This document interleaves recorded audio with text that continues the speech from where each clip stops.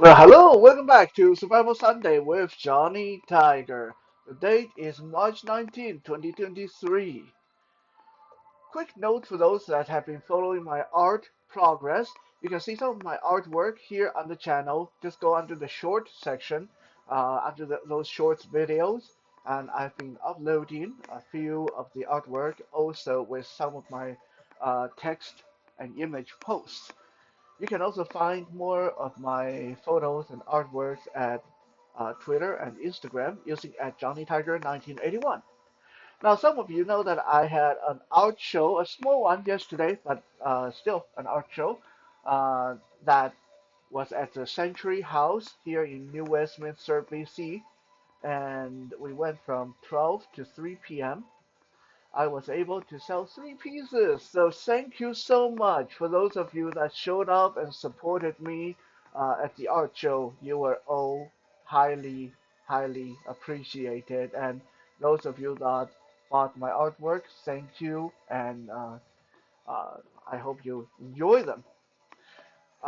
In case I haven't mentioned this before, all the proceeds generated from selling the Tiger Tactile artwork go towards supporting Night Strike Self-Defense for the Blind, a project that I founded to teach local blind communities self-defense and martial arts. I do not feel it's appropriate to charge our blind student any money. So whenever that's possible, I will either pay for any overhead cost out of my own pocket or fundraise to cover the cost of transportation, food, and sometimes other uh, equipment and accommodation related cost. So these artwork, they are not just for hanging on your wall. When you buy them, you are helping to keep the local blind community just a little bit more fit, a little bit more safe.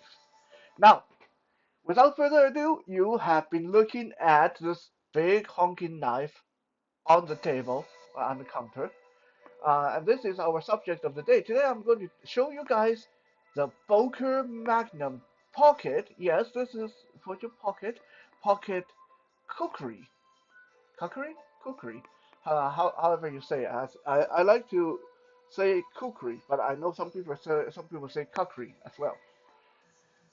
The kukri knife, just off the top of my head, I believe came from Nepal and that part of the world.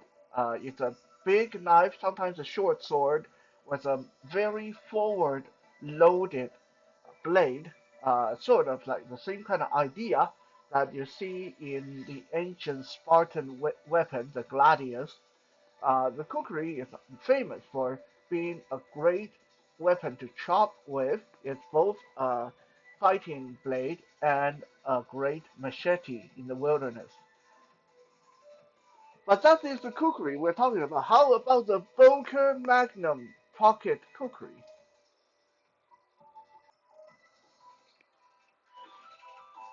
Boker makes some really, really good knives, but also they tend to be a little bit expensive.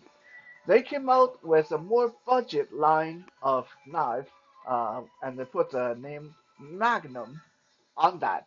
The Boker Magnum is Boker's budget line, where their knives can be bought for 10, 20, $30, $40. I don't think there's any Boker Magnum that's over $40. They're really cheap. Now, how are they? Well, usually they're okay. I have a couple of Boker Magnums, and while they're, well, it's budget line, they're kind of cheap. Uh, they're okay. They're okay. They're not the best for that price point. Honestly, for $20, anything past $20, you can really go in for Cold Steel or CRKT or sometimes if you're lucky, you get K-Bar and even Benchmade at $20, $30 price point. And I personally find those are much better than Boker Magnum. Now, like I said, Boker itself is a great knife brand. They have some good knife, but when they go budget, they really go budget. Now this knife is a gift from my friend Richard from oh, I believe 6 years, 7 years ago. It's been a long time. I had this on my wall for quite a long time. And the first time I had this in my hand, I was dumbfounded as how freaking big this pocket knife is. I mean, just look at the size of this. Getting my hand in the frame so you guys can get a comparison. Now, my hand is not gigantic, even though some people tell me I have huge hand. I actually don't. But you can see that this thing looks huge in my hand, even when we haven't even deployed the knife yet. Yeah, just look at this, it's heavy. Okay? This is a 7 ounce pocket knife. Yeah, yeah, like I've had fixed blade knife lighter than this. This is a one heavy ass knife. Um, the blade itself is just under 5 inches long. Look at that blade. Look at that blade.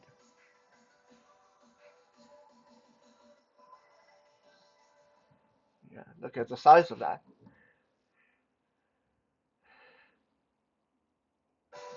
And it does have that very traditional kukri shape with the blade being narrow close to the handle and much wider near the tip.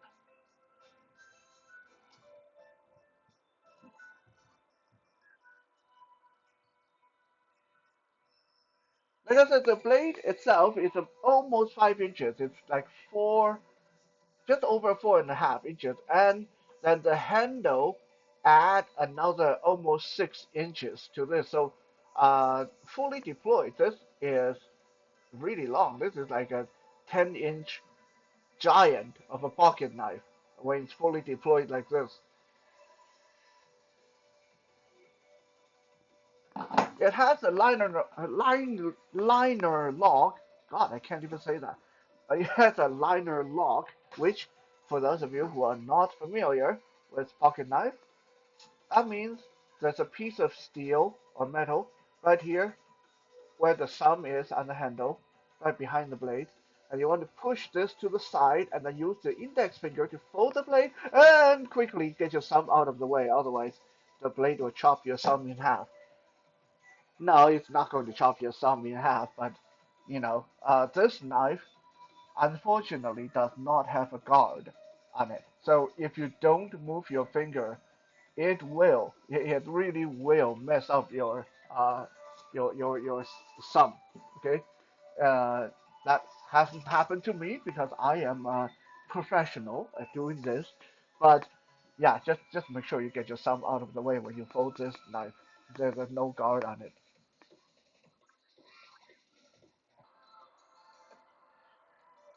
There is unfortunately no pocket clip on this knife.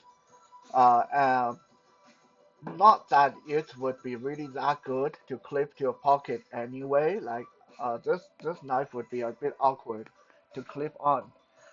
Although I think if they could have figured out a way to add a belt clip or belt uh, sheath, it would be really cool, right? This is more like something that you carry on your belt.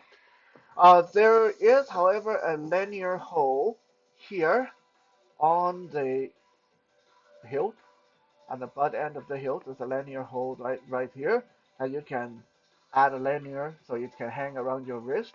And there are three larger holes along the hilt, and these are actually quite good. So a lot of people say, are these there to reduce the weight of the knife? Not really. These are a pure survival function. Okay, these three holes are for you to be able to secure this knife to a shaft, axe handle, or stick in the wilderness, so you can turn it into a spear. Okay, so that's what those holes are for. There is no thumb stud or any kind of opening mechanism other than, if I get it close enough, you can probably see there is a little slit on the blade here in front of the handle, and you want to try to get traction with that with your thumb and then open this. Now, opening this does require you to flick your wrist rather hard because you are working with a really heavy front-loaded blade, and there's no good opening mechanism. So you're trying to get your thumb to push this open and then flick your wrist to open this knife, right? Okay, so this knife, unfortunately, opening and closing is not ideal. Uh, uh, we're going to talk about all the problems this knife has near the end of the video. The blade is 440 stainless steel, so again, budget line, not super good, but it's not bad. 440 is a lot better than 420, right? Yeah, yeah. I mean, make me feel a lot better that way. Uh, the handle is G10, so that's good. I like G10 handle. It has really kind of grippy and solid, uh, and it has some texture on the handle for you to not slip. Now, let me open this knife again and opening it out of frame. Um, you can see that the bottom of the handle is contoured. There are little contours for your finger to fit in, so you get a really good grip on this. Okay, so the handle does feel really good in the hand because it has that almost like scalloped edge, like it always reminds me of the shape of the batarang that Batman throws when they do this to knife handle. Right now, there's two ways uh, to utilize this knife. Well, I mean, depending on what you want to use it for. But this knife can be gripped this way, the regular hammer grip, saber grip, uh, with the blade forward and your hand just behind this little notch here, okay, like that. Or if you are chopping, then you might want to grip the tip of the butt end like this. This end actually is a little bit rounded and it will fit right into your palm so you can chop. And this gives you way more reach, way more leverage. Of course, there's nothing to say you can't grip this commando style, but honestly, I've held a lot of knife in my lifetime, and holding this in the commando style feel really weird because it's so forward heavy. It's not a good hammering, picking, stabbing kind of tool really. So you can you do a commando? Yes, you can, but it's not very comfortable, and it doesn't really move that smoothly in your hand when you want to switch grip. So it's not something you want to be performing tricks with because again, forward, really forward heavy. Just look at the size of that blade and how thick it is in the front and how skinny it is near the handle. Okay, so this is very forward heavy. So it doesn't it doesn't spin very good in hand.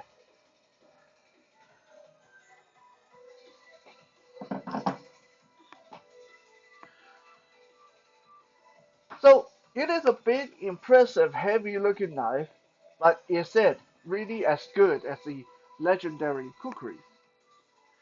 Uh, well, it's I mean, as long as you treat it like a pocket knife and not a machete, I don't think you'll be too disappointed. But and I first let me apologize to any bodybuilders out there that my following comment may offend. But this knife reminds me of those big, bulked up bodybuilder that can't even do 10 push-ups and can't run very fast. Right? Like they're big, impressive looking, but they can't perform that good when you actually want them to do some work. When you want them to carry a bag of rice up the stairs, they get tired and huffy and stuff like that. This knife reminds me of that. It's a big honky knife, but when you need it to perform, it's a little bit questionable. Okay, but before we talk more about that, let's do our cutting demonstration.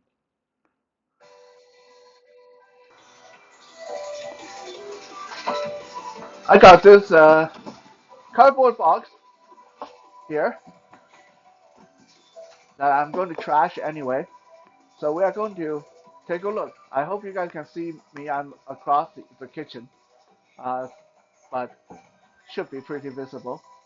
Again, no thumb stud or flipper or anything on this knife, so you got to find that notch in the blade with your thumb and flick it open. Okay? Now, chopping, chopping, chopping, chopping, chopping, chopping, chopping, chopping, chopping, chopping, chopping, chopping, chopping. Right? Okay? After all that chopping, yeah, there's a few places where it does cut in. Okay? So it's a okay chopping blade, I guess, but we're going to talk about that in the next section. Now, how does it do for actually, if you actually want to cut something seriously?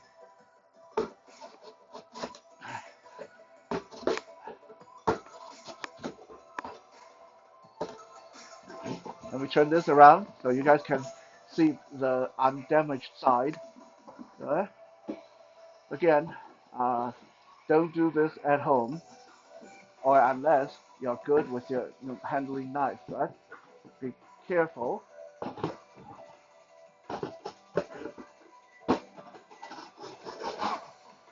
Okay, that is a lot of work, right?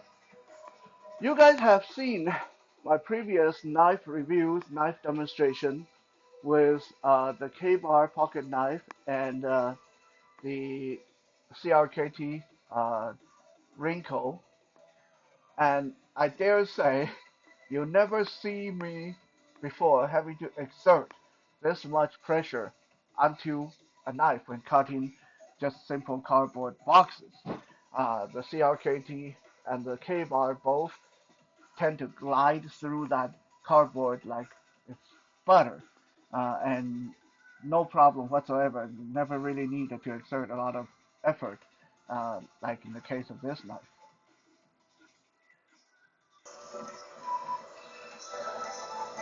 Now, some people may say, well, that just means you got to sharpen the Boker Magnum more. But that is not the issue here. Okay, this knife is really sharp. Like this is very sharp. The I've sharpened it already, and yeah, it is not the sharpness that caused the problem. The primary problem for this knife when it comes to uh, cutting and shredding through material is the size of the front of the blade. Okay, with any ordinary knife, when you stab and cut, uh, the blade goes in and gradually glides through whatever material you're cutting.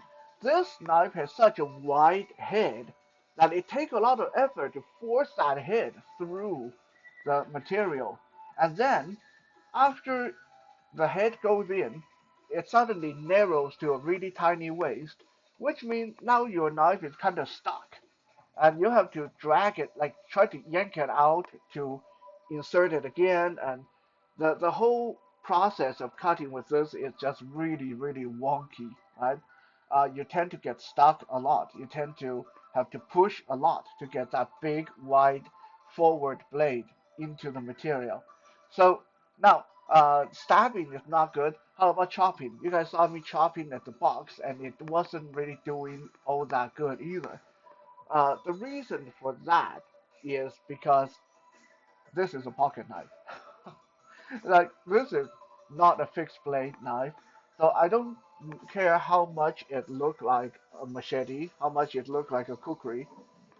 There's only like, I don't know if you guys can see this on the camera, from here to here. There's like 1 inch of material connecting the handle to the blade, which means if you go crazy with chopping with this, I guarantee you it's going to fly off the handle and kill you.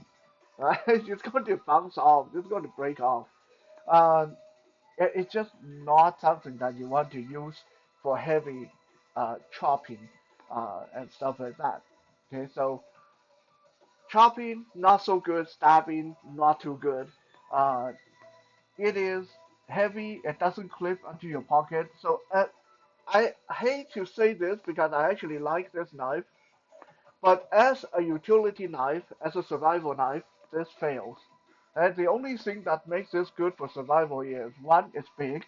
So I imagine if you find yourself having to stick this into a big predator uh, to defend yourself, if you can do it, if you can get it, then I imagine it would really do the trick. Um, but Oh, and also it has a hose for you to turn it into a spear if you want to. If you want to go to do some spear fishing, there's that. But you are going to end up with one heavy ass forward loaded spear. That's going to be problematic. Right? So the whole forward loaded kukri profile is problematic. This is more of a novelty knife than anything else. This is one of those knives that built to look cool. This is one of those knives that you whip out of your pocket and everyone's like, whoa, dude, you have a machete in your pocket that can fold up. Um, how is it for self-defense? Well, honestly, it's awkward to carry. It feels really heavy in your pocket, and there's no pocket clip, which means it's going to be hard for you to pull it out really quick. You'll have to reach into the bottom of your pocket and fiddle around with it. But that aside, I think this knife has the advantage of looking super intimidating in a self-defense scenario. If you can pull it out quick, open it quick, and you hold it like you know what you're doing, I imagine that you already won half of the battle because it's going to kind of intimidate the person that you are fighting, you're defending yourself against, right? So it has that. It has the size and weight and look. It looks very serious. Um, However, for martial art application, it's not super good because again, forward heavy, and it's not very good to maneuver in the hand. It's a little bit awkward. Um, and seeing that it is a chopping knife, that is not a fixed blade knife, it's a pocket knife, you are very likely to intuitively want to chop with this in a fight. And chopping in a fight is just not a good idea in self-defense, right? Like if you chop someone, especially look, if this knife was having problem chopping cardboard, if the person you're defending against is a home intruder that's wearing multiple layers of clothes and heavy winter jacket or whatever, this is not going to work. You have to resort to stabbing, and this knife is not a good stabber. Now, where I can see this being a good self-defense tool, uh, and this I don't think this was intended, but this when you don't use the knife, if you just use the handle, it can be really good as a striking tool. Like I can totally see you not using a knife part and just hold the handle, and if you can smack someone on the back of the hand, and they will drop their weapon, and then you smack them on the head with this. Yeah, it's a much better bludgeoning weapon than a stabbing, cutting weapon, in my opinion. I hope you enjoyed this makeup video for our Missing Survival Saturday, and I'll be back again later for a much more peaceful video with our Soul Search Sunday. For now, have a good rest of the afternoon.